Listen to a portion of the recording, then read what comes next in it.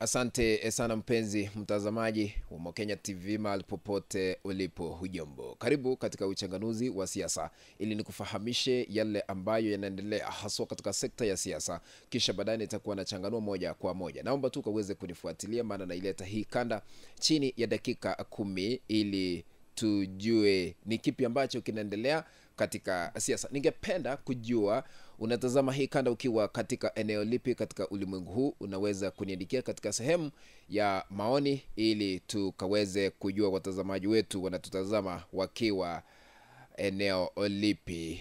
Karibu ili tusonge mbele pamoja.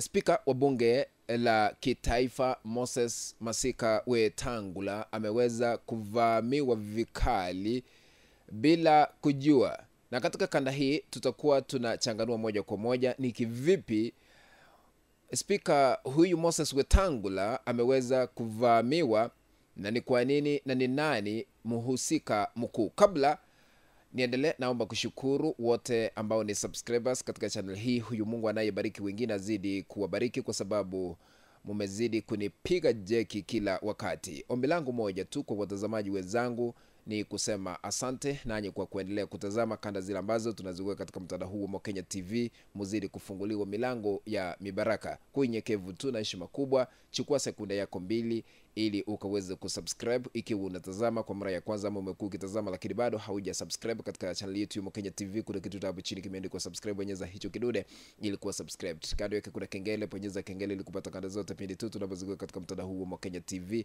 Nia ya kubonyeza kengele wakati tunapoweka kanda yoyote ile mpya, utakuwa unapokeza notification ya kufahamisha kwamba Mokenya TV ameweka kanda mpya ambayo inastahili kutazama. Please I'm requesting you uzidi kutupea a like. Tukabidhi a thumbs up ukipenda a like katika kanda hii. Karibu ili tuendelee pamoja. Moses Wetangula ni spika katika bunge la kitaifa. Ameweza kushambuliwa vikali na gavana wa kaunti ya Trans Nzoia ambaye anaitwa George Natembeya. Ikumbuke kwamba siku ya Jumamosi kutakuwa na mazishi ya aliyekuwa mwenyekiti wa tume ya uchaguzi na mipaka humu nchini IEBC Wafula Chebukati, na maziko hayo yanaenda kufanyika katika kaunti ya George Natembeya.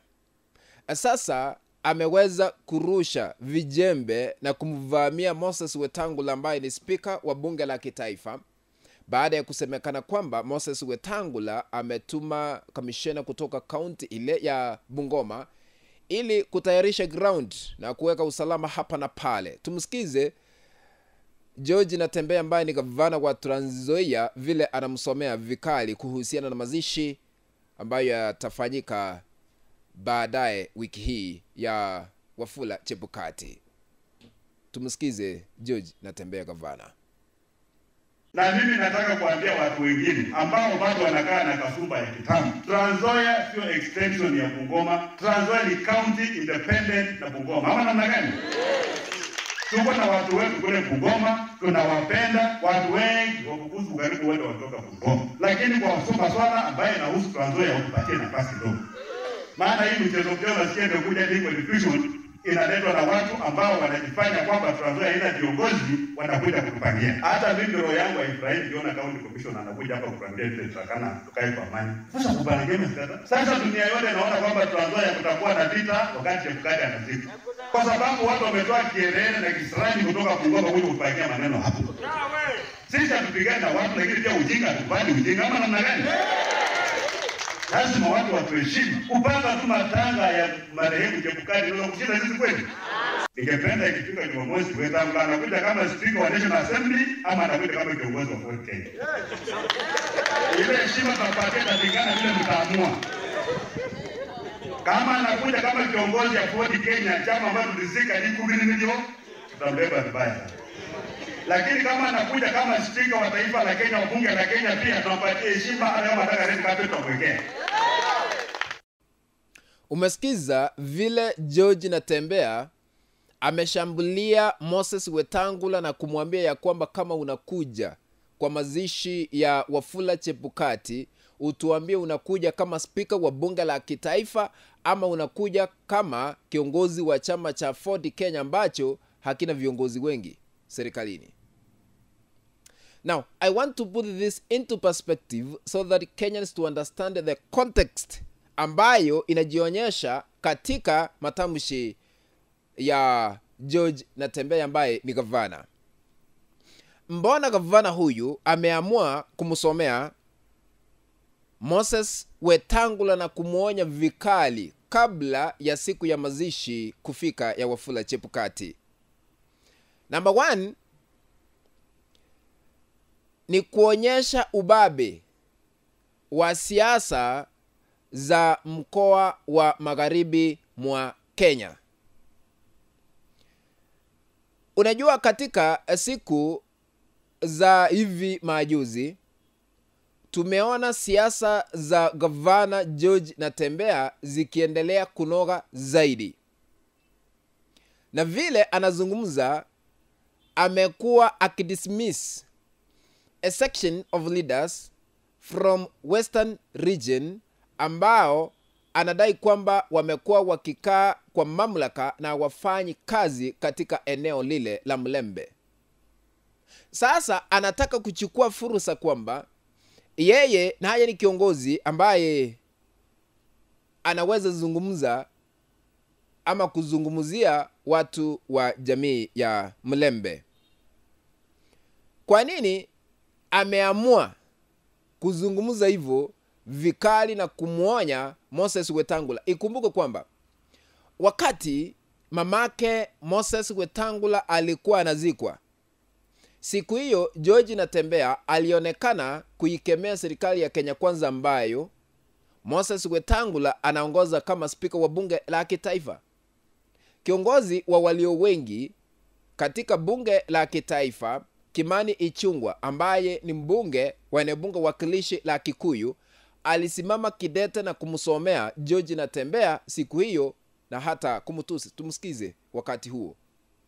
Commissioner the other day, when hundreds of people were kidnapped, abducted and killed in Kerio Valley, na wakatupwa mili yao hapa River Yala, wewe ukiwa regional commissioner Rift Valley.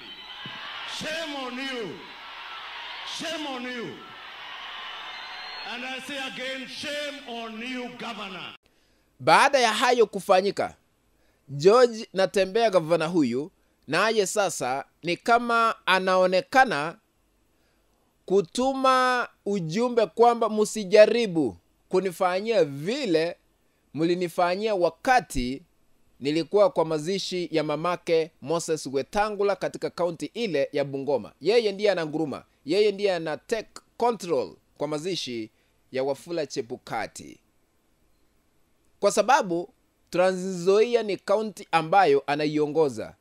Kumaanisha wakijaribu kuanzisha siasa zile ambazo ziliweza kushuhudiwa wakati mazishi ya mamake Moses Wetangula alikuwa anazikwa, hazitakuwa na nafasi yoyote katika kaunti ya Trans Nzoia, kwa sababu umesikiza vizuri akisema ya kwamba na mambo ya ujinga sisi hatupei fursa katika kaunti ya Trans Nzoia. Number 2 ni kutuma ujumbe kwamba Moses Wetangula umekuwa ukizungumza sana kutoka eneo la magharibi mwa Kenya na hata Musalia Mudavadi. Lakini wakati huu wale ambao wanastahili kuzungumza ni tofauti ikilinganishwa na nyinyi, kwa sababu hatujaona chochote kile ambacho mmefanya. Hatujaona wabunge ni wangapi waliweza kufaulu kuchaguliwa kupitia vyama vile ambavyo mnadai mnakuwa navyo. Ikumbuke kwamba chama cha ANC ambacho ni cha Musalia Mudavadi sasa hivi tunapozungumza hakipo, kwa sababu kiliweza kuzama, kilimezwa na chama cha UDA. Kumaanisha sasa hivi kisiasa Musalia Mudavadi is done, kwa sababu hana chama. Wetangula ndiye mguu wake moja uko serikalini, ndio kama spika wa bunge la kitaifa. Mguu mwingine uko katika upande wa Kenya ama chama kile ambacho kinaitwa Simba Ford Kenya. Kumaanisha Moses Wetangula anacheza kadi mbili atago. Sasa haijulikani anashikilia wapi, kwa sababu yeye anaamini wakati mwanasiasa ako na chama anaweza kukitumia to bargain politically on political table. Ndio maana Natembeya amerusha vijembe, makombora, mashambulizi kwa Wetangula ili akija kwa mazishi atuambie yeye ni mwanasiasa ama ni speaker wa bunge la kitaifa. Ikiwa yeye ni speaker tutamheshimu, ikiwa yeye ni mwanasiasa tutakabiliana, kwa sababu wanasiasa wanarushiana vijembe vya maneno hapa na pale. What do you think?